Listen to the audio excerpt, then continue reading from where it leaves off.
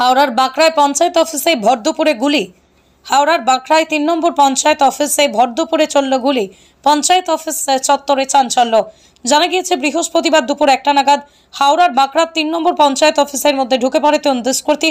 3 জনের হাতে আগ্নেয়াস্ত্র ছিল। অফিসের মধ্যে গুলি চালানোর অভিযোগ ওঠে। হঠাৎ করে এই ঘটনা ঘটে যাওয়ায় আতঙ্ক ছড়িয়ে পড়ে স্থানীয় বাসিন্দাদের মধ্যে। ভয় পেয়ে যান স্থানীয় পঞ্চায়েত কর্মীরাও।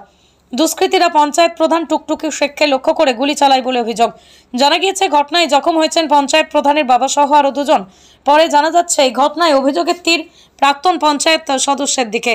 আহতদের ইতিমধ্যে স্থানীয় হাসপাতালে ভর্তি করা হয়েছে। পরিস্থিতি নিয়ন্ত্রণে আনতে ঘটনাস্থলে মোতায়েন করা হয়েছে বিশাল পুলিশ বাহিনী এবং র্যাফ।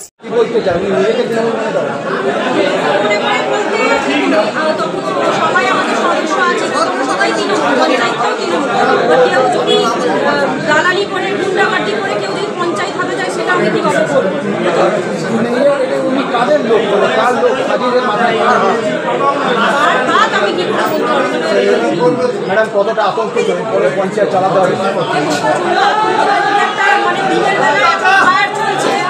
এরকম ভাবে যে আমি তার কাছ থেকে বন্দুকটা কেড়ে নিয়েছি, এটা অনেক কি সাহসিকতা।